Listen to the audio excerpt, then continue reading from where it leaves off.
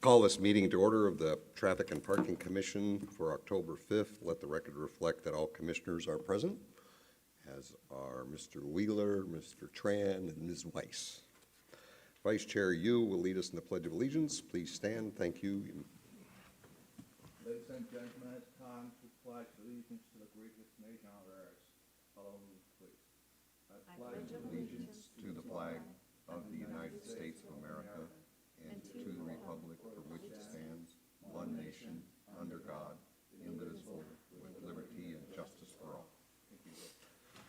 Thank you, everyone. So this would be the time for public comments to address the commission on matters that are not, underlined, not on the agenda and within the jurisdiction of our commission. If you would like to participate, please fill out a blue speaker card, turn it into the commission secretary, and your name will be called. When you are called to speak, the microphone light will turn red, and then will begin flashing when 30 seconds remain. Please note that the timer will be displayed right above. Madam Commission Secretary, do we have any public comments, requests to speak? I have not received any. Thank you. So next on the agenda would be items on the consent calendar, items 1 through 3, and since we had an absence last time, we'll take them separately. Item 1 is the minutes. Sorry, I got too many papers in front of me. Yeah, the meeting minutes of last month. Would anybody like to make a motion? I would make a motion to approve the meeting minutes of August 31st. Commissioner Yu made a motion to approve. I'll second by Commissioner Wilwalk. Please vote.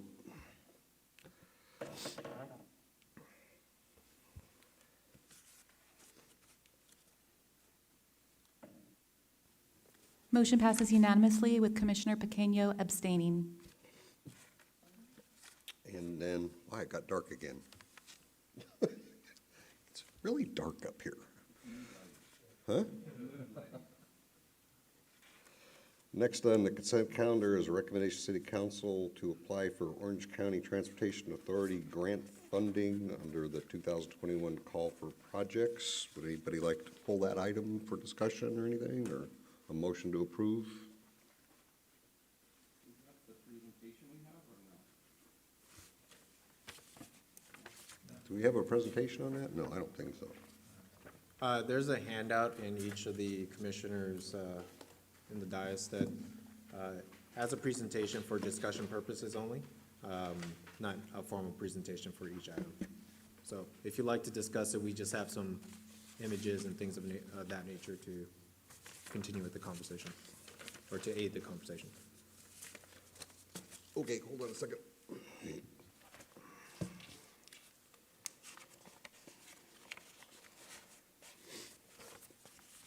So would anybody have any questions about that item before we vote on it or anything? Commissioner Berger? My question is, how were these 3 locations determined exactly? Certainly, Commissioner Berger. The OCTA comes out with a call for projects, and within those call for projects, there are minimum qualifications. Those minimum qualifications do require us to work with other agencies. So we discussed that through our meetings at the OCTA Traffic Forum, where staff of all the cities discuss projects and get trained of synchronization projects, M2 funding specifically for Project P, which is the traffic signal synchronization program. And so with that, we discuss what projects can come online, where the requirement is that a corridor is eligible every 3 years if they obviously went through a cycle and got funded for it. So we collaborated on that. Portola was one of the projects that has not been timed or has been part of a TSSP. So we partnered with RSM as well as Mission Viejo to discuss how we can make that happen. Okay, and then do we have some sort of a report or listing or Excel or something that we're going by to make a determination as to where this is needed, the prioritization of it? I could certainly come back to it, but it does, it's difficult just because we have other partnering agencies that would want to be participate in the project, so we always have to ask. Caltrans is one, but we've had a great working relationship with them. And then Irvine, as well as Michigan and I guess RSM in this case. So as far as the Excel sheet, if I may, if I could share the screen, I'll show you what our synchronization is. And that would actually be, let's see, in your packet, or at least the handout one. And my apologies if I missed something. No, that's fine. I think it's gonna be It's page slide 6. 6. And so let me go ahead and try to share this up here. I think the easy, quick answer for you is, these are the last 3 major arterials in our city that we haven't done yet, Okay. and or are up for renewal. So he's got the map up there. You can see we've done the others, and so these are the next 3 that Thank you. are up. Great, Right. thank you. If that's very- where you were going. Yeah, that's Yeah. where I was going. Yes. Thanks.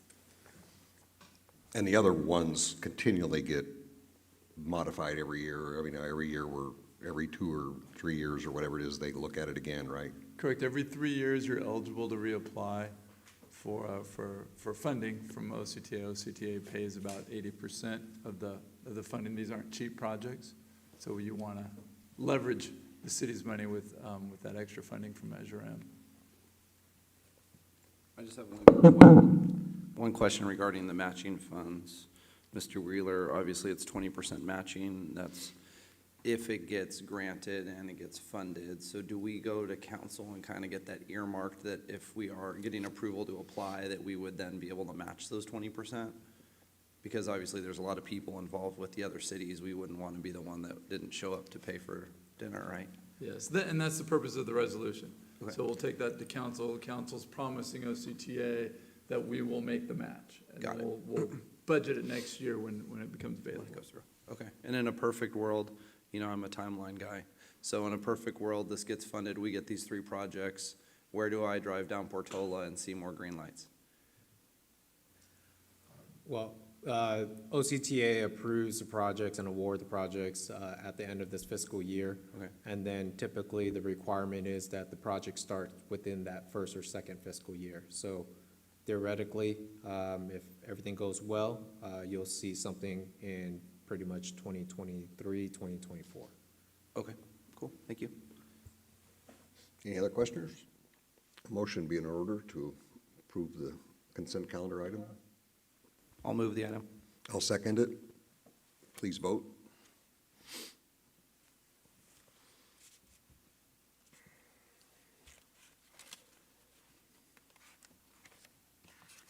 Motion passes unanimously. Thank you all. Next item on the agenda. Oh, just one other question on, no, next item. I'm ahead of myself.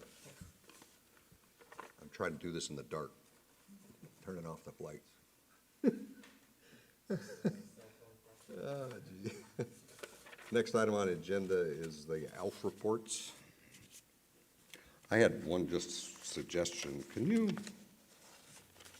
Make it bigger. make that thing easier to read? Just put it on landscape instead of portrait, maybe? Yes, we can. Thank you. That would have been my suggestion as well. Chair, can I just confirm that your vote for the consent calendar included item 3? Okay. I'm sorry? On our consent calendar, we have a 3rd item. Yeah, we're going to vote on consent calendar item 3 now. I'll make a motion to approve consent calendar item 3, I'll second. seconded by Commissioner Pacino. Please vote.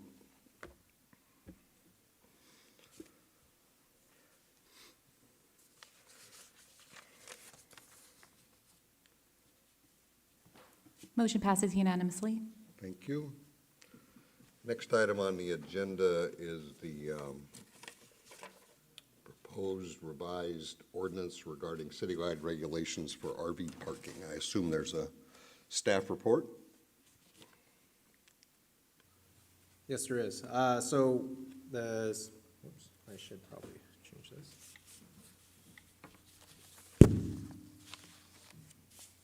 So back in February of this year, we brought an ordinance to the commission as well as city council, and I believe March as well, an ordinance to adopt an oversized vehicle parking ordinance or commercial vehicle to define the RVs that were parking in the commercial industrial areas. So in March, in the attachments in the staff report, it basically provided the, nice lighting right there, provided the city now to remove and cite RVs that are in the commercial industrial areas. But the concern here is that we always had the intent to bring back the RV ordinance to discuss what happens for the residential areas, because the concern was the commercial industrial area folks that were parking their RVs there were gonna migrate to the residential areas. So how do we prevent that? And this is it. So what we brought forth to the commission in February, there are some differences from that, and that is actually, let's see here, page 32.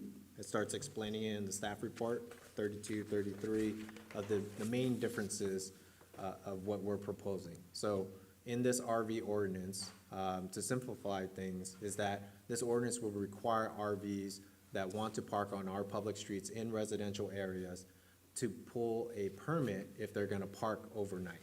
And overnight, the way that is termed, is midnight or 12 a.m. to 5 a.m. And this is gonna be an annual permit per recreational vehicle that you choose.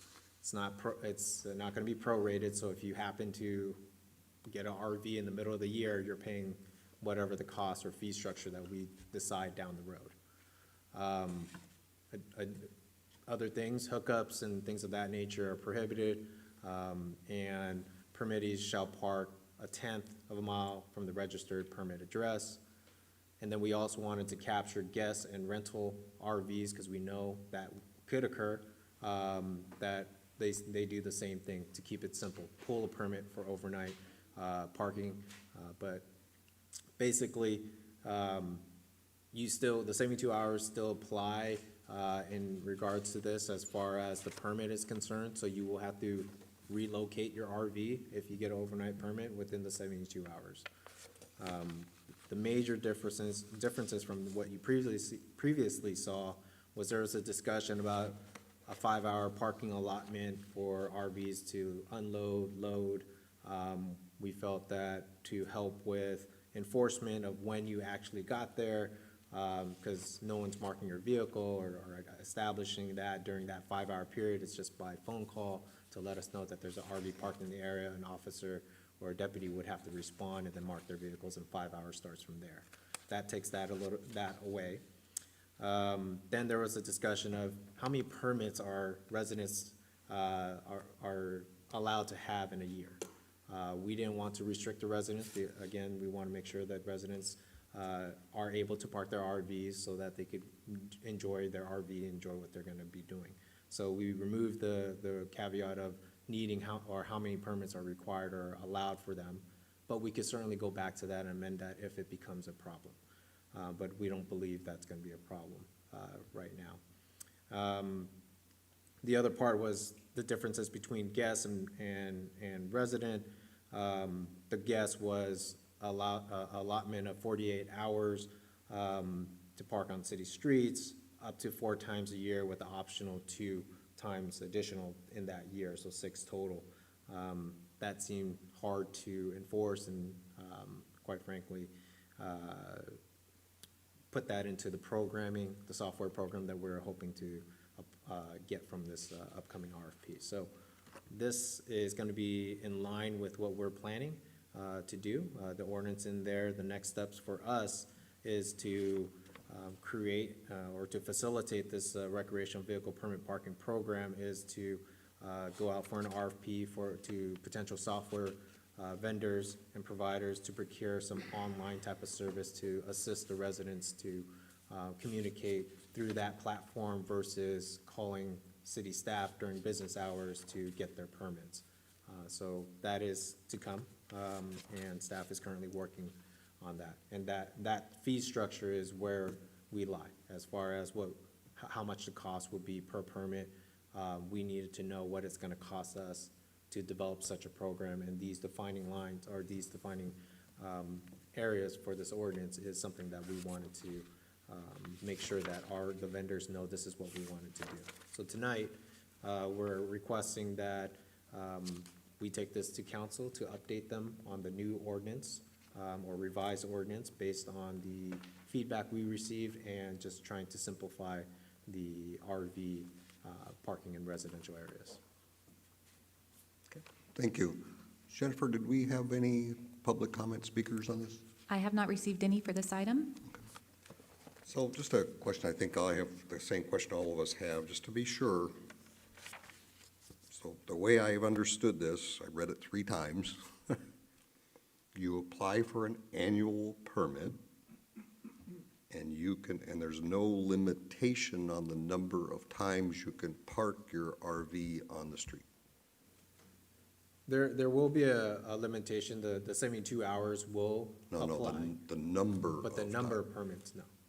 So theoretically, then, I could park my RV on a public street 52 weeks a year, right? That's correct. And then, Absolutely. I think the idea was at first is you can do that now. And people can do that for the last 30 years, and it hasn't been a problem. So we, as we're rethinking this, the issue we're trying to solve is when the city prohibited RVs from parking in the industrial and the commercial areas, we found a number of out-of-town people that just stored RVs on our lots, or on our streets, and a number of people without homes that were living in them on our streets. So the concern was, as soon as we prohibit them in our commercial and industrial areas, are they just gonna come up and move into the residential areas? So we wanted to permit that, but we didn't want to, at this point in time, cause any more, add any more laws or bureaucracy to what the rights that RV owners currently have. We could always do that more, but that isn't a problem that we were trying to solve. So we didn't want to artificially constrain what already is. That wasn't the problem we were trying to solve. So I guess that's the best way to put it. so in the documentation, by the way, thank you very much, you did a survey of the HOAs and what they do or don't allow. And almost every one of them here does not allow RV parking on public streets. So with this ordinance, they will have RV parking on their public streets. Well, the ordinance doesn't change RV parking now. So RV parking can happen now. But not on an HOA public street. Correct. That's up to the HOA. Right. But according to this survey, they don't allow any. So that wouldn't change. And HOA's rules and how they choose to enforce it against their members doesn't change. But somebody who's an out-of-town owner parking in an HOA area, the HOA has no jurisdiction over that person. But in this memo, it's from city staff.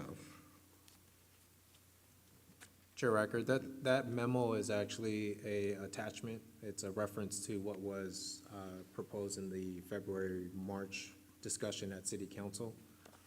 So I believe that's what you're referring to, but No, there's a statement here on page 31 that says a homeowners association may adopt regulations enforceable against homeowners association members that include the public street as so long as those regulations are not less restrictive to those imposed by the city.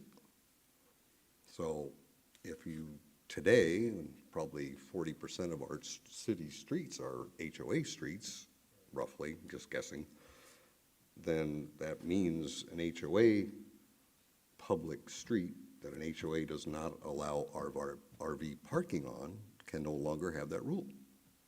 If the city's parking policy allows RV parking permits theoretically 52 weeks a year, right? So, Which would be the same issue we have now. I think we need to understand that better from the attorneys. You bring up a good point, so let us understand that. My understanding is public streets or public streets, HOAs, have difficulty enforcing someone's activities on a public street. So we need to understand legally, this term came from our attorney, I believe, about them saying how you can be more restrictive or not. Yeah. So let us, we'll look into that more when we bring that back to council to truly understand the rights of an HOA and if it changes what they can and cannot do. But I understand they can, the way I understood the law is they can enforce against their members, but it's not a traffic enforcement because they have no rights on a public street. It's through their CCNRs Right. and things of that nature. So this, I don't think would, I don't know how this precludes the CCNRs from operating or working. And to add to that is that my previous job, we ran into this discussion of can HOAs enforce CCNRs on public streets? And the answer was no from our attorneys where I used to work. So that was not because the CCNRs, if they can't govern over public streets, is basically what it is. Wow. And so that's where it lies, and that's how it's absorbed. Okay. Commissioner Wilbach, I think you had a question. I have a few. Tran, if you can just bear with me for some of these. The first one is I was reviewing the report, and I reached out to some friends that have RVs that live in the city as well. I don't. However, I wanted to kind of get their input when kind of making decision here. One of them was about the utilities. Is having utilities run across like a sidewalk or public piece. You know, being an RV owner, from what I've been told, is that typically when they park the RV in front of their house to prepare to go on a trip the next day, that you typically standard is to charge your batteries, to make sure the refrigerator's cold, to load your stuff. I get that it's probably a piece about going over public property and that there's liability. I'm assuming that that's where you're gonna go with it. But I'm wondering, is there anything we could do to just be silent on the matter, in a sense that I think that this is gonna be written in here, but people are gonna break this rule time and time again. So I have more questions, but I'll converse about this first. Certainly, there is obviously that discussion about hookups are prohibited, going across public sidewalks, things of that nature. You have to hook up on your private property if you want to do so. And so it was specifically in there because our concerns was liability, you know, people tripping over, you know, lines and things of that nature. So certainly we could discuss how we could be silent on it, but I think there was a concern about liability of having the general public traverse through any electrical lines, similar to how we have, you know, duct tape over some electrical lines around here. Yeah, okay. I think maybe, I'm sure you guys looked at what neighboring cities have in their policies, perhaps to see how they address this as well, because, I mean, people are gonna plug in their RVs, I'll be the first to say it. One thing, and I'm kind of jumping all over the place, is I just wrote down a bunch of questions that I had coming in, is the enforcement piece. Will this, if we were to move this forward and council was to adopt it, would the enforcement be on hold until, obviously, we have an RFP that's gone through and we've acquired some software to provide the annual permit? Yeah, I think the plan is, it's kind of a two-step process, so we wanted to get the ordinance agreed to, but not implemented yet. Okay. So then we can write the scope of work, see who's out there software-wise, get our software program dialed in, then come back with the ordinance now that we've got a software. We want to make sure it's actually kind of proof of concept that this will actually work first. Then once we get that dialed in, go back, now let's update the ordinance and Okay. actually implement it. So we don't have that awkward time in Got between, it. like you just mentioned. And the goal of the software would be for individuals to be able to purchase this permit in the courtesy of their home? Absolutely. Awesome. Another point is, especially that kind of gets highlighted during this pandemic and COVID, is a lot of first responders have to use their RVs when they're exposed at home. You know, frontline workers to where they have to park in front of their home, access utilities so that they're not going in and contaminating their family. We've seen it time and time again, especially the department I work for, that are constantly out there getting exposed to cases, and those that choose not to want to go back. I would personally love to see some type of carve-out or exception that could, a different process, either through Mr. Wheeler or through yourself, Tran, that those unique circumstances could be taken care of, because I think with this having no end in sight, I think that we also have to understand that there might be some unique circumstances that I would love to make sure that we take care of our first responders on. Commissioner Villa, if I can just jump onto that. I don't think we should just do it for first responders, because anybody that comes up with COVID should be able to have that option. So, and I just don't want to limit it to first responders, but I think anybody that has that and has an RV should be able to do that. I agree. I think that's good. I think it was just the vehicle that got me there a little bit, but I do agree that it doesn't matter what job you do. If you're some type of exposure that could be documented, that could have some type of pass-through, some authority that would make sure that that is the case, and that the same person isn't getting COVID every week or something to where it's a concern. Actually, I hope not. Do we have any idea on what the cost of a permit would be? I know, Tran, you mentioned this would be determined later. Are we still thinking the $40-ish amount, or does it depend on the cost of software and all that? It does depend on that RFP and what the vendor comes back in with. Us simplifying this will certainly have the cost go down, because there's not a lot of programming that needs to happen when you say, if you're gonna park overnight, you're gonna get a permit. So it's pretty simple. I think there was some complexities with the previous suggestion, and so that programming, that would have been problematic and probably not as cost-effective as this. Okay. And then, you can drive in Foothill Ranch, and from what I've heard, probably from Facebook, that's probably not a very accurate source of anything, but you see like Walmart allowing RVs to be parked in their parking lot. I know Commissioner Pequeno probably had to deal with it a lot on the homeless piece, but does this ordinance address that? It does not, because that's private property. They can and certainly could call the officers to, if they have appropriate signs and things of that nature, they could reach out to them if they needed to. But for the most part, my understanding is Walmart and things of that nature, if it's that's the demographic that they're allowing to have, they're also utilizing their store. So they are a customer as well. So it's up to the private property owner.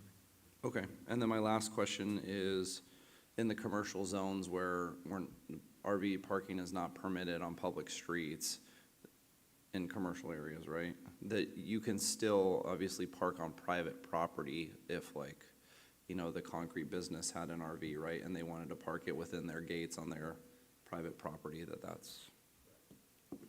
Okay, thanks for all the work that you guys did. I know whoever called all those HOAs, I'm not sure all that information is shot on, because I think a lot of potentially some of the people you talk to in the HOAs might not have expanded, because I know in Foothill Ranch, RV parking is allowed. There's 72 hours where it said no on that sheet, so, we might want to just make sure that that's out there, that it might not be 100% correct. I do love the fact that we changed it to make it easier. I think going and getting permits, and so many of them, was going to be just not fair for the residents, and I think we're on a good track, so thanks for your hard work. Commissioner Pequeno? Yes, I have a couple of things. Just for the hookup part, if they're telling them they have to do this hookup on private property, they're just gonna back their RVs into their driveways and block now the sidewalk, which is gonna it's a different issue. So the hookup piece, I don't own an RV, but I would imagine if I did, I would want to be able to charge my batteries and whatnot. And as far as the Walmart piece, I was under the understanding that when Walmart first came here, that Walmart was told that they could not do that. That little Good Samaritan piece, or where they could park there. If I'm wrong, I'm wrong, but when I was a deputy, that was one of the things I was told, is Walmart would not was not supposed to, part of them buying here or putting up a store here, they couldn't do that. I'm not exactly clear on the history, but I do know we've worked extensively with them, and they do not, as a practice, allow any RVs to stay the night. I think they used to. It became a problem. They're working with the city very well to to help restrict that. Commissioner Berger? I've got a question on page 51. Next to the last paragraph here, it states, recreational vehicle would not be permitted to park further than 1/10 of a mile from home or an alternate location. So what are you considering an alternate location? So that item actually was part of the, it was attachment two, that was the previous ordinance. And Okay. so the new ordinance, if I may direct you to, let's see here, page 33, was stating that and the guest and the resident is similar fashion, is that they may park the recreational vehicle within 1/10 of a mile of the resident's address. So we clearly define that the resident in there, the resident has to pull the permit for the guest, and they have to be 1/10 of a mile in proximity of that address. So there is no alternate So we're going to location. delete alternate location. Yes. Okay, great. And then I've got, so we already discussed the $20 permit fee. We don't know what the actual cost is going to be. Do we have any idea of an approximate software program cost? Do you know what we're looking at around? We've talked to a software vendor. Right now, we're using the $40 cost for our permit parking, for preferential permit parking that we have in our residential areas. It's $40. The software company, the first one we talked to, said, oh, they thought they could issue those and these for at least for a maximum of $40, if not cheaper. That's why we're looking at the new software. So we don't have bids back yet, but we wouldn't do it if it was more than the $40. We'd probably do it in-house or figure it out that way. But will you do it if it's going to cost the city 50% of the cost? So we don't know about that. So city council, when we did the permit parking, chose that they had a cost study done. It cost the city $40 to do. They chose to subsidize that by 50%. I don't know what they'll choose. This body, the last time we talked about this, thought that a full price would make sense, that the rest of the city doesn't subsidize those costs. So we'd love to hear that again if the commissioners have changed off of that, but we were going with the assumption that full cost, whatever that cost is, we think it's going to be around $40 a permit. Yeah, I'd agree with that the city shouldn't be subsidizing recreational amenities items. Okay, I think that's all I have. Thank you so much. Commissioner Yu? First of all, thanks for staff come out with the simplified process there. It's make our goal much easier. I think the overall goal here is regulate the gas parkings and make sure that the city residents do not inconvenient by the outside overflow due to the regulation, restriction of the commercial one. But at the same time, we should not inconvenience our residents with additional fee as well. I understand that city need a full cost recovery. At the same time, I find the maximum $40 is a little hefty there. I just wonder if we can leverage some kind of existing software or third-party platform that we can issue that permit, economically. And that's the first thing there. I think we should look into instead of have a standalone vendor to create a system there. Probably that's something we can leverage, just create additional category there to issue that permit, at a minimum amount of dollars. That's exactly what we're doing. We have an existing, the sheriff's department has a database software that they use for ticketing. And so we're looking at using that company. That's one of the companies, but we're going to bid it out and see what comes out of it. That's I cool. think by moving to the annual permit is what saves the cost, because now instead of $40 each time, and you've got 48 permits and 24 permits and all this other stuff, we're issuing permits Yeah. way too often for costs. If they're an RV owner, they have it, they live up here, they get an annual permit, they pay a fee once. Really simplifies the process, keeps the costs down for everybody. Yeah, and the second question here is, I found it's a silent on how many permits, how many RVs per resident or house who can have. And theoretically, a guy can have 4 RVs with 4 different permits and park right around their house there, right? So I was just wondering why we want to regulate that part because it could be create some kind of loophole there, just in case, folks will have multiple RVs or some kind of temporary things and cause a little bit, conjunctions right in the front there. I'd say we haven't had that problem yet. So why put up, if we run into that and the guy, bless him if he's got 4 RVs that he owns, he probably isn't living where I live. Probably living in a much bigger house, but, I think that's the kind of our thought was, let's make this simple. Let's not solve something for a problem we haven't seen yet. And if it does, we can come back and we can tweak it because there's a problem. Perhaps with less regulation at the same time, we don't want something come up, and we take a longer process to address that. That's why we are here for addressing the problem. And the third thing is same concern with Chair Recker about how this going to work out with the HOA part, because I think multiple members on this commission also serve on the local HOA board, because we can regulate that no street, even in the public street parking within the community through our CCRs, that the members shall not own oversized vehicles in their neighborhood, park in the community. That's how we can regulate that part. But I was just wondering whether this ordinance, the revised ordinance of the city, can trump the HOA's CCR, that it's a clearly indicate they can park in the public street, right?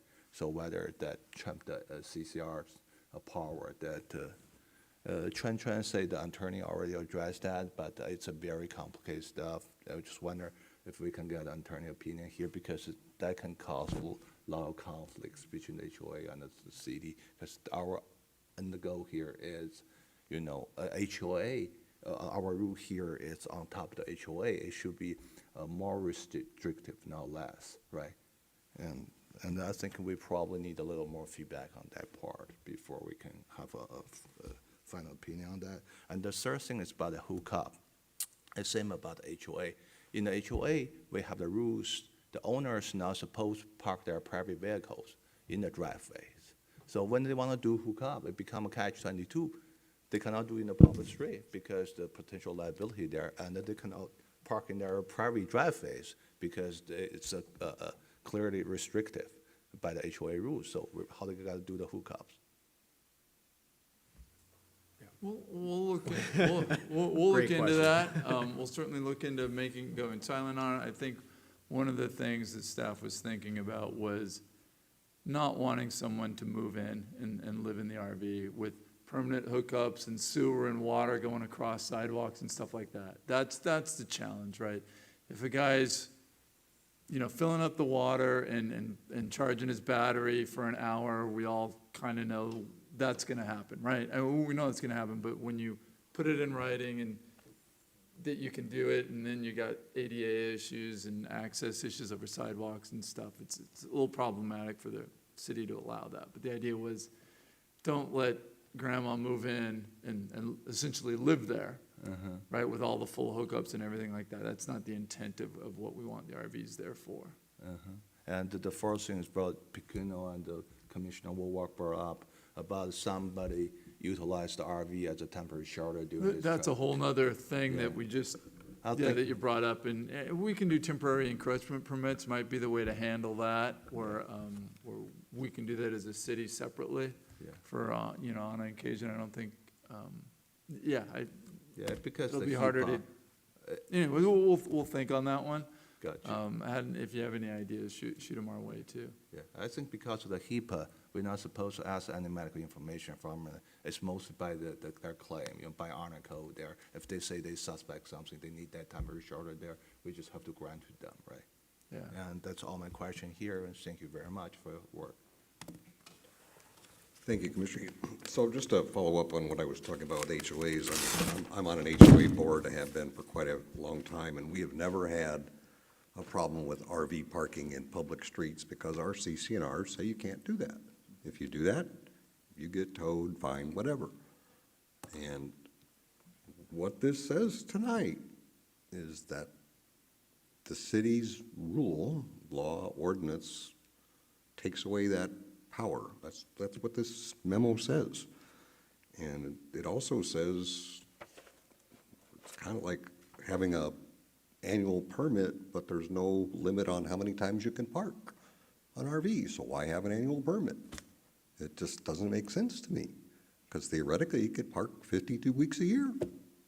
And I did ask, not my HOA, another large HOA about this today, and they were mortified that the city was even thinking of doing this because of the same reason. They don't have a problem now, and they're gonna have whole bunches of people upset with permit parking in city streets. It's just not logical to me, and I think we have a public comment, I'm sorry. We did receive a late speaker card. Monica Lavere?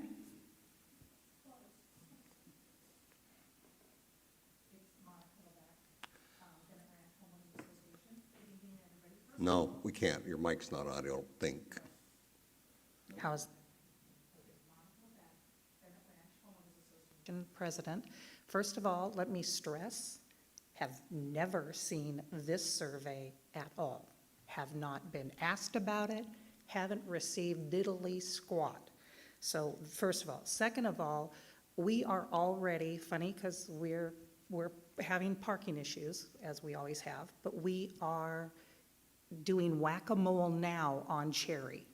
When the facility over that is now going to be Amazon in Mission Viejo that did all the RVs parking, when they closed up, we saw a great influx of those RVs starting to park on Cherry. Tonight, I think it's item number 5, we're asking to get that swept over there, but we're playing whack-a-mole now. So I've got people parking in red, I've got, again, people not moving for days on time, and now we're going to open up RVs to Cherry Avenue, not something that I know Bennett Ranch would not be, would not like.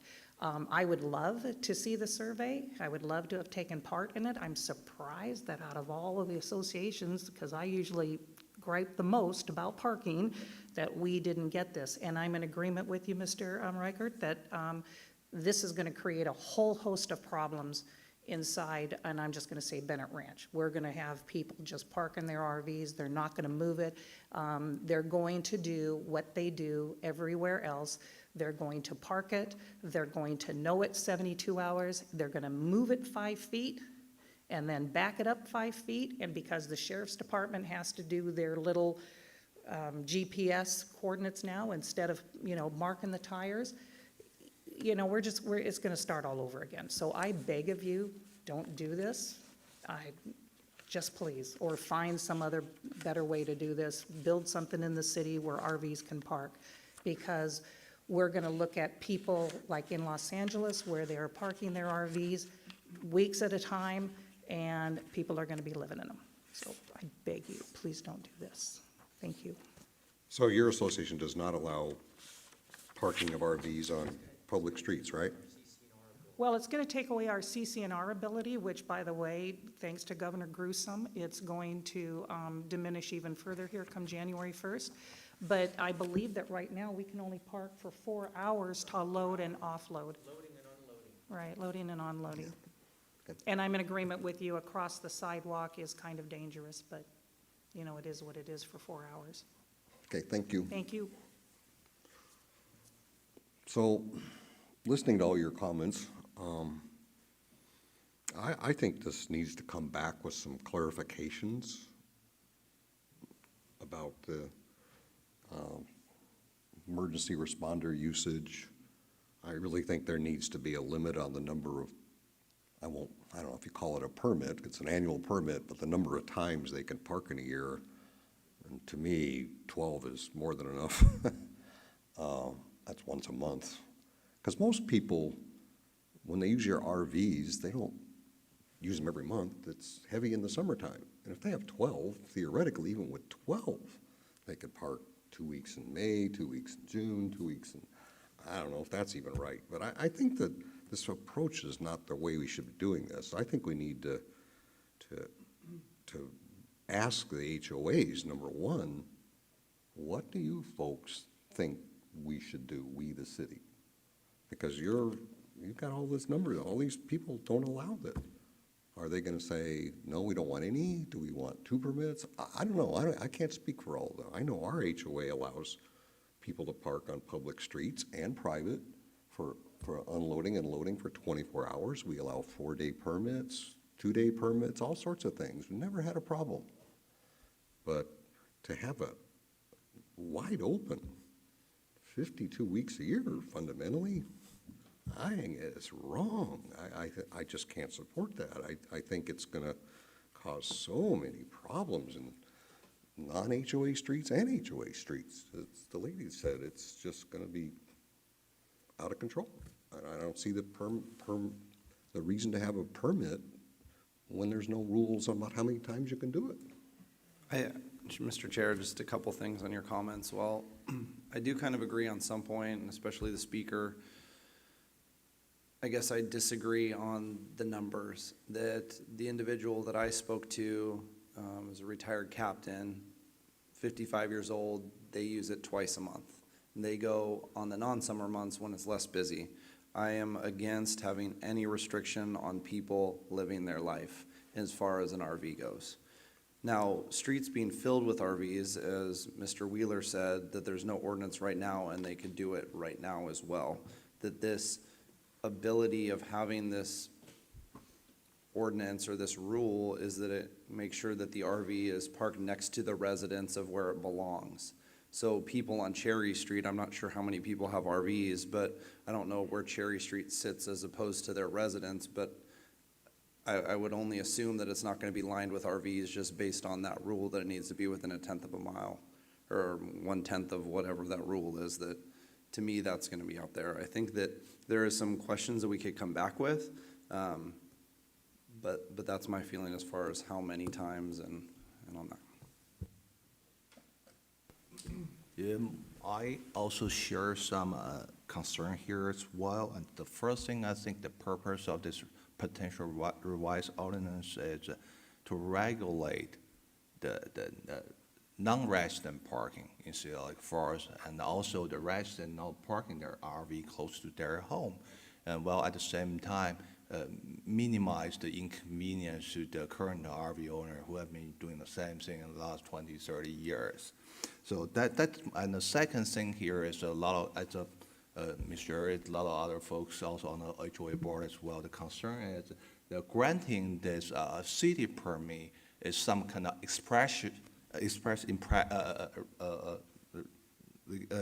stated you granted a right to park in the public street, which can be in conflict with HOA CCRs.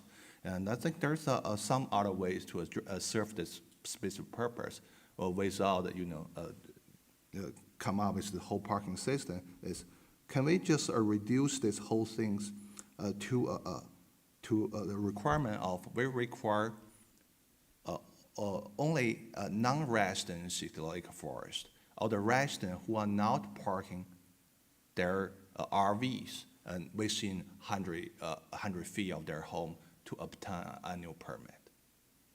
And being silent on the resident using their parking. And this way, we achieve 2 goals. We meet our targets to regulate that part of usage, and also we don't inconvenience the residents, who have been using RV in like 20, 30 years, and they have to go through the permitting process and costing them $20, $30, or $40 there. And the second thing is, I think we should be silent on granting this permit to park in the HOA. And the first one probably achieved the second goal there, because once it's regulated to the non-resident, a resident not parking in their neighborhood or close to their home, it probably means we don't intrude into the HOA property to regulate their members and create space between the HOA CCRs and the permit holders who actually need that permit to park in some part of the street. Am I clear on this one, Tom? I believe so. I think the point is this doesn't, I think we need to get the answer from the attorneys to understand it, but this doesn't change the HOA rules right now. Someone from Irvine could come down and park in your HOA public street, and right now, today, your HOA has no ability to regulate that. They can regulate it to someone who's signed the CCNRs within your homeowners association, but that owner from Irvine who parks his car there, you have no regulation. So I don't believe this gives any more rights to anyone. The right to park on a public street exists. We have to figure out exactly what that means and get that interpretation from the I'll attorneys. just probably around a little more there, I think the OCSD Sheriff Department has the ability to enforce the permit.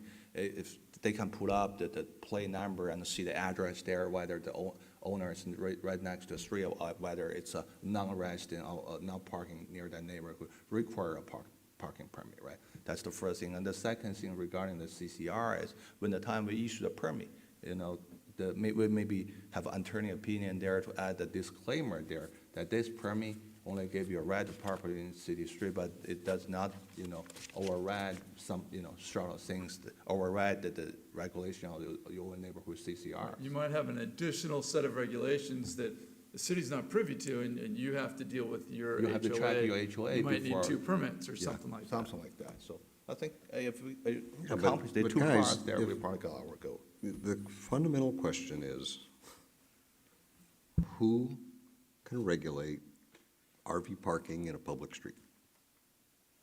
So you've seen, this says that the city can, and that overrides the CCNRs or documents of an HOA. That's what it says. And if that's not true, and there's an out for a homeowners association to make it more restrictive, then frankly, it probably doesn't make any difference what the city does on HOA public streets. But that's not what this says. And I think this approach we're taking is wrong. I think what the better approach would be to sit down with some HOAs and say, let's talk about this. What do your rules say? What do you think is a reasonable number of times you can park? What is this going to impact? What do you think? I mean, this is huge, folks. This is a big, big change for a whole lot of neighborhoods. And it's good if you have no regulation in a city street now, because at least there's some, although to me it's very liberal. But if you live in a city street now in an HOA, you never see an RV parked in your street. Now it's going to be there probably all the time. And I don't think that's what people want. And can an HOA just say, city, I don't want you to enforce your rules in my public streets. We'll do it ourselves. Is that possible? I mean, there's so many questions. But this, I'm telling you, you don't know, the reaction is going to be really negative on this concept without any discussion with HOAs ahead of time. They represent a lot of streets in our city, and people are going to be really upset. I know my board's going to be upset, and I know some others that are going to be, and I think there's one in the audience that's going to be upset too. Why can't we talk about it first and figure out a plan forward? You, If I'm an RV owner and I'm going to the city of Lake Forest and I'm paying $40 to park here 52 weeks a year, why would I spend hundreds of dollars a month to store my RV elsewhere? good point. Cheaper to park it here than it is to store it. Thank you. So that would be my suggestion. I think we need some more work on this. Just the questions you asked folks tonight need to be answered. And I really think before this goes further, I'll be happy to help organize a meeting with the HOAs concerned. If they're not concerned, they don't show up, then too bad, they don't get a voice. But I think we need to talk to them first before this comes back to us. I agree with Chair Reichert, and I'd like to thank our residents for coming and bringing this to our attention. But what I wanted to say is that this HOA matrix, where did we obtain this information from? Did we look on the recorded documents? Is that how this was obtained?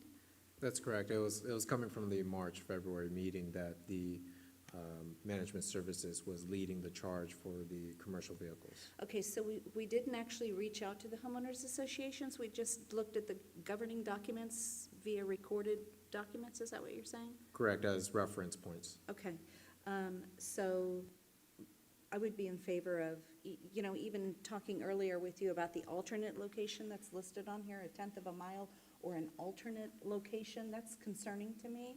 So I would be in favor of saying, we need to do some more on this. I don't think it's ready. Same here. I think, thank you so much for that comment. Again, it's very important. I think what we are seeking here is not regulating our residents' RV parking. What we are regulating here is the non-resident RV parking in Cedar Lake Forest on a very limited basis. Maybe grant them 72 hours permit and a few permits a year. And I'm also support of the Chair Record's approach that we probably need to step back and take a look on this one again, and probably come up with a whole lot of different solutions than what we have now. So I don't know, do I need to make a motion to do that, or does staff concur with that idea? Think it's not a good idea, or is it gonna cause a lot of problems, or? Yeah, I think a motion would be good. To be clear, I'm not sure if I heard two or three, if I heard consensus on going back to, I heard HOAs, I heard questions, but it'd be good to give a little more definitive nature. And we do need to come back and better understand the legal part of that. So we need to do that as we move forward. But if we get consensus with what you guys are thinking, that would be helpful. Okay, well, I'll make a motion that we get clarification from the city legal folks on what their I'll second. interpretation is about the Ccnrs of an association versus what a city ordinance has more power or more control. And that we organize a meeting with a number of HOAs that we can get. We can email them. I think I know somebody on city staff has emails for associations. I can't remember who it is, but somebody does. Or we can help, I will help, and do that quickly, as fast as you guys want, and just talk about this and say, hey, folks, this is a big deal. Give us your opinion. This is what we're thinking. And frankly, the visitor parking has never been an issue in my HOA, the biggest in the city. It's homeowners that park their RVs on the street. I'll second. And it's not been a problem. So that would be my motion. I'll second that, too. We got a second from Commissioner Pacino. Any discussion of the motion? I'd love to maybe just add to that the exploration of the utility lines, if it's something we can be silent on or not, if we can add that onto it. And I just reiterate what just said. I'm probably looking for a solution to regulating the non-resident use on a very limited basis, and as well as the resident who parking from a distance from their home on a very limited basis. I think that's the solution we need here. I think a big piece also is, like Chair Reichert said, that we'll get all the associations involved. Yeah. I There'll remember. be a lot of issues come up if you have that meeting that we haven't even thought about, because they deal with it every day. And it's gonna be, so we have a motion on the floor to request a meeting with the HOAs, the city staff organize that, clarify with the city attorney, the city's opinion on HOA Ccnrs versus city ordinance. The thing you asked for about, I'm sorry, I got so many going in my head, I forgot, it was The utility and the silence or utility not. lines going across the street, and visitor versus resident, right?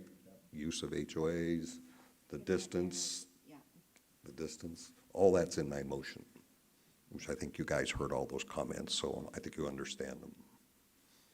Anything else? I think I just want to make a clarification here with Jennifer that we should vote no on this one, right? To get what we want here to have that. Because the yes vote here means we approve the recommendation. Right. The no vote means we do not approve the recommendation. No, you guys just made a motion to have staff, that's what the commission is saying to do. So you're not voting on the recommendations, you're voting on your own motion right now. So do we that need a you just voice vote made. on my motion? Is that what I So we'll guess? vote solely on your motion that you just made, your new motion. Do we need a voice vote, or We can do a roll call vote. could you do that for us? Sure.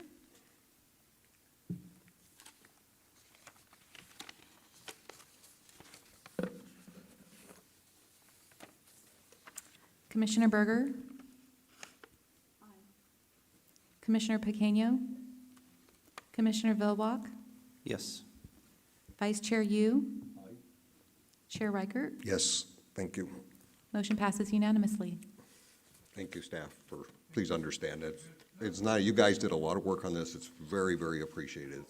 This is a tough issue, so don't be mad.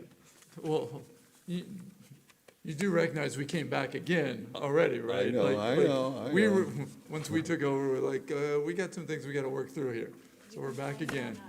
Yeah, blame us. No, that was Okay. Good feedback, very good feedback. Next item on the agenda is recommendation for street sweeping restrictions on Cherry Avenue, which I know you're here for. All right, the last item on the agenda is Cherry Avenue, like Chair Reichert mentioned. So it's a recommendation for resolution establishing street sweeping parking restrictions on Cherry Avenue from Trebico Road to Geronimo Road. So this dates back with Bennett Ranch Homeowners Association in January of 2020.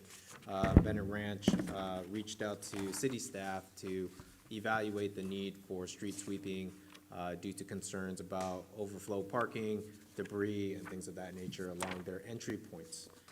Initially, Bennett Ranch wanted to restrict parking for street sweeping days to clean up those entry points at the entries at Trebico Road to Bennett, and then the other entry point, which is Fern Bank to Geronimo.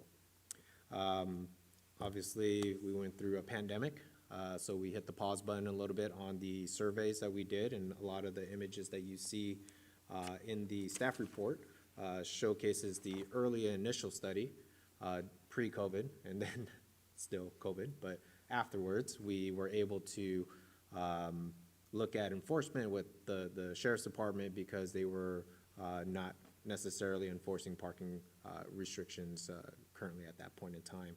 So once OCSD provided us information that they are looking to enforce again, we went back and did a second study, and that's a part of what you see as well. For the most part, from our initial study, we realized that if we were gonna restrict parking on the entry points, most likely those vehicles need to park somewhere. It's gonna then move to the middle portion of Cherry Avenue. And we took upon it ourselves, and it wasn't the recommendation of the Bennett Ranch Homeowners Association, but it was staff's recommendation to evaluate as a whole to make sure that the entire street on Cherry Avenue between Trebico and Geronimo can be swept cleanly to the manner that they would like it to be, as well as our standards. So that's what the evaluation was. Based on the evaluation is that staff noticed that there are debris, litter, and vehicles parking there that prevents staff or our street sweeping process to clean it to our standards. And so the recommendation tonight is to restrict parking during street sweeping days, based on the first and third, and then the second and fourth on opposite sides of the streets on Cherry Avenue, so that people that do park on one side can move to the other side during one of the weeks, and then vice versa. So that is our recommendation today. I do have the a slide for discussion purposes, just in case some of you wanted to take a look at an aerial while we discuss. But this is where Cherry Avenue is between Trebico and Geronimo. To the north is El Toro Road, and to the south is Los Alisos Boulevard. The major concerns are what's highlighted in green. Those are the multifamily dwelling units that has access across the Aliso Creek Bikeway through a bridge and things of that nature. And they have their own restrictions as well within their neighborhoods that their vehicles are moving towards this area. Similarly, on the Trebico side, We have other multifamily dwelling units that are doing something similar on the entry points because of the restrictions as well. So, and these are just some of the pictures that you see in your staff report. So that's pretty much why the staff is recommending the approval of street sweeping restrictions on the street so that we could better serve the community. Thank you. You did a really nice job on this staff report, especially the pictures. And so just to be clear, it's the entire, all of Cherry from Geronimo to Trabuco, That is a recommendation, yes. and it's alternating street sweeping days. Yes. And what was the hours gonna be? I don't remember. It was, Let me find that for you. I 12 don't to have that 4, on top right? of my 12 head. to 4 or something? Yeah, it was 12 to 4. 12 to 4. Yeah. And that's consistent with what's happening with Second and Cherry. We're trying to time it right. Okay. Did we have any public comments on this one? We have one, Steve Bobrovsky. Sure. Absolutely. Thank you. I wanted to thank the Parking Commission tremendously for processing this. Tran, thank you so much for meeting with us on a couple of different occasions to capture the essence of this. I just wanted to let you know that the importance of this. This has created quite a problem in that stretch. I also know that the city has spent quite a bit of money to refurbish and redevelop the Cherry Park, and that is also a major gateway through that corridor right there. So I just wanted to, also thank you guys for that. I have two questions. When you do recommend this, when is that meeting for the city council that this gets recommended? Does anyone know? Always double check agendas, because you never know for sure, right? Uh-huh. But yeah, probably the next meeting that we have. If it doesn't go the next meeting in 2 weeks, then Okay. it'd go 2 weeks after that. You can always call or And- ask, or and just Tom check the and agendas, make Tran, sure it what- gets on. Okay, and when would this be implemented? I think you mentioned it, once it's approved, hopefully this goes through.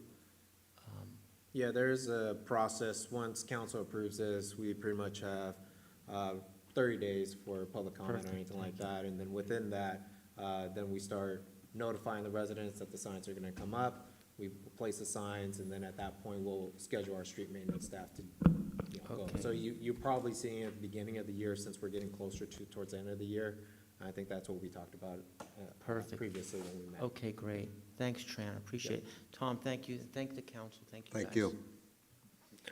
So Tran, I think there's 3 or 4 streets in that area that do not have permit parking.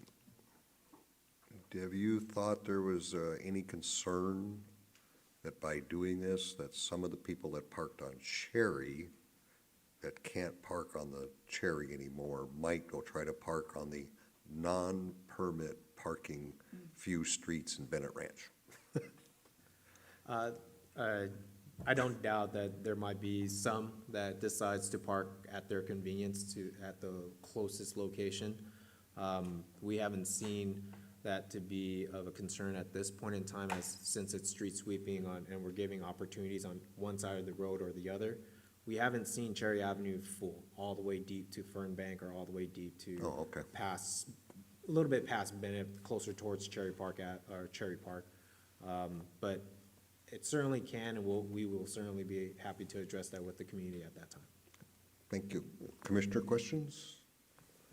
I have one. In regards to the Saddleback Ranch Apartments, I know that was something the city was, discussing legal ramifications or something because of whatever parking restrictions they were putting. I know it was a couple years ago when we first started up the commission. Can you maybe give a brief update if you know? If not, that's fine. I just saw it up there. That was resolved. It went legal.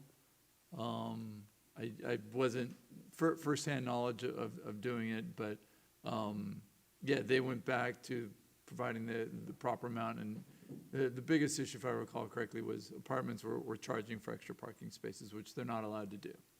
by law. And so we went back through the legal process to force them to do it correctly. And they've done that since then. And then my only question regarding this or statement would be, if this action triggers overflow onto those non-permit streets, does that trigger the, we go through so many policies, I'm sorry, Tom, I know you do too, but I know there's some piece in the policy that triggers that it doesn't have, you don't have to wait 2 years for a recount. Would this qualify? I mean, it's close enough, because, I mean, to be honest, those other streets probably should have voted for it and approved it when it first went out. But if not, then they'll have to live with those consequences until it goes through this process again. So wish them all the best. Tom? Commissioner Aquino? Same thing with the Canyonwood Apartments, or we had the same issue that Saddleback Ranch Apartments, I mean, so those were taken care of? Because I know that some of Bennett Ranch closer to Geronimo was feeling some of the Canyonwood because Sky and Stella took care of that on that side. Correct, to my understanding, and there's been other apartment complexes over time, and I'm sure it won't be the last time either. Commissioner Berger? So looking at some of these photos, I noticed the temporary no parking signs, and people were still parking. Are we going to have patrol so that, you know, we're able to still have the streets swept without having the vehicles there? Absolutely. We have an enforcement program, but we obviously have to have the appropriate signs and allow them to enforce. Those were temporary signs for this survey. Right. So what you saw there, it was during specific hours, and they took pictures once they put the signs up. So then came back and saw whether or not they moved or not. So there will be enforcement, Absolutely. Okay. As a permanent feature. and that's not going to be like a fiscal issue or anything like that, or? So as part of this, we would have to purchase more signs and posts. So there's a fiscal impact, it kind of shows here approximately. $7,000. Yeah, about $1,200. That is going to be captured in our operating budget through street maintenance. So Okay, that would be captured in that. okay, thank you. And I think you brought up a good point, and forget about the temporary. When we put up the temporary signs, we measure and see where they go. And so we have a good indication that there's plenty of parking on Cherry, and they're not going into the neighborhoods because of that. So we were able to test it, because you don't want to just move the problem someplace else. So we were able to do that during that temp process. Any other questions? No, just another statement, like when we're talking about enforcement, that the sheriff's department does have a dedicated P unit or parking unit.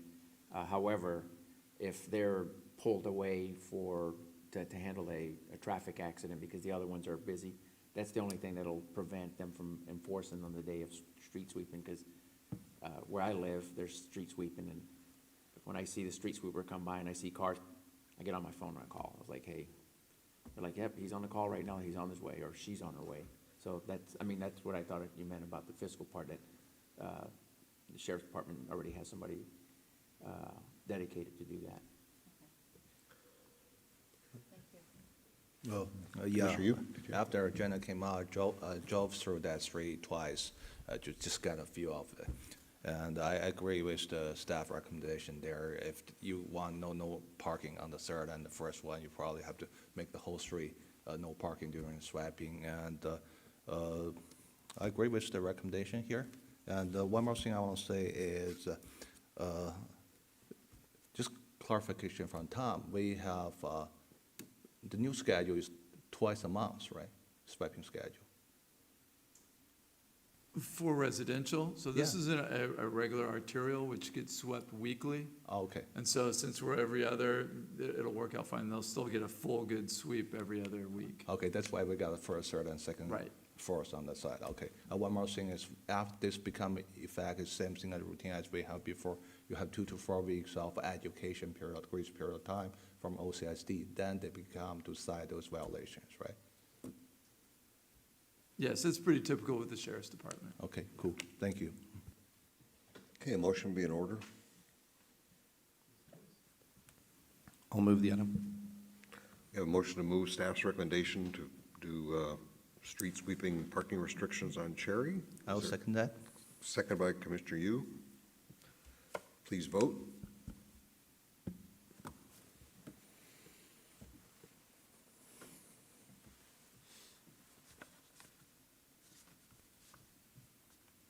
We need one more vote. Who is it? I voted twice. Do you know who's missing?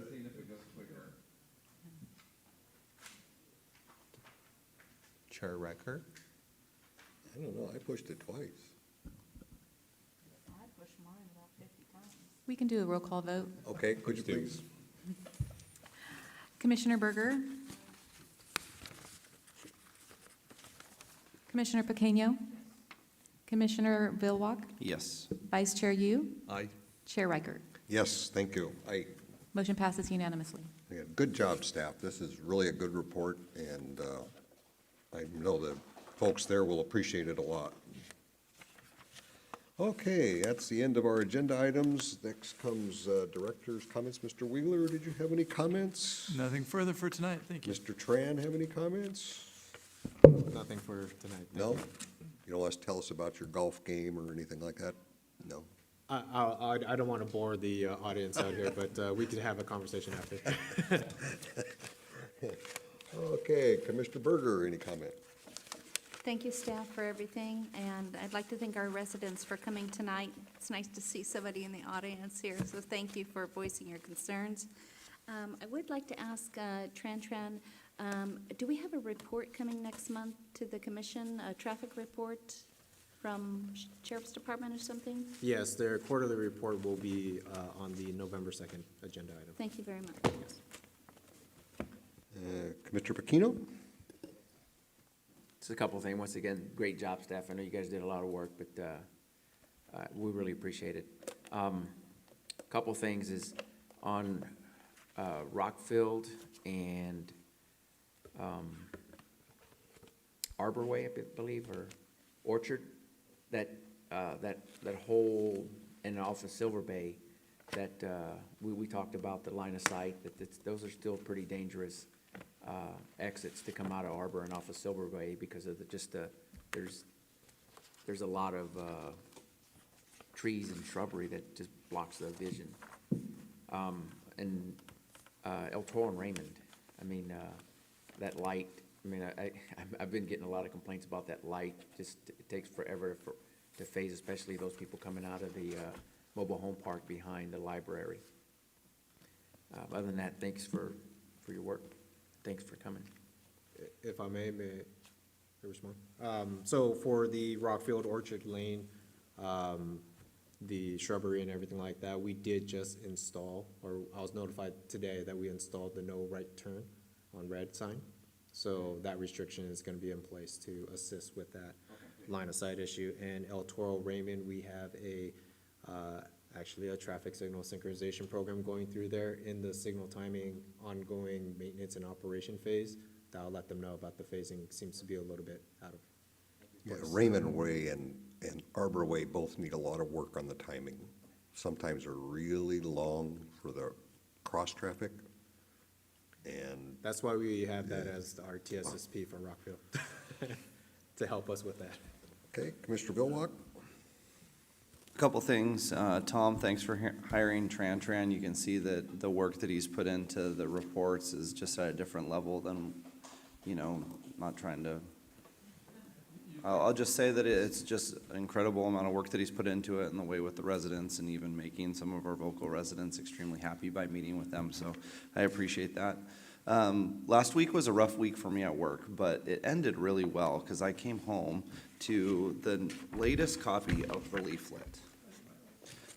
And after 2 years of being up here screaming and pounding my fist, we did step one. This is step one now, everybody. Step one was that they developed a simple evacuation plan. Now, you know my timing. 2 years is kind of a long time to wait for something like this, but it's very timely right before wildfire season. So nonetheless, I'm appreciative that they did the work to break out the zones and have points.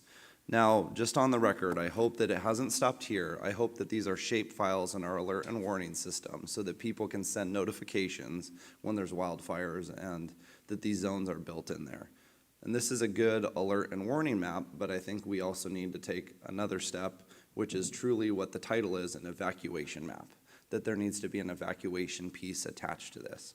Now, I know we have to start somewhere, so I'm going to applaud everybody for doing this and putting this out there for the residents. Hopefully, they're taking the time to cut it out, discuss it, so everyone understands what zone they're in. Because when the wildfire starts and there's those no-notice events at 4 in the afternoon on a red flag day, that you don't want to be looking for where you put this. So, thank you, Tom. Thank you, staff, for getting there. You know, while we made the first touchdown, let's not finish there. We still have some good work to do, and I appreciate it. So, that's it. Thank you. Mr. Yu? Oh, thanks so much for the work of the staff, and especially we'll come on board once again, Chen.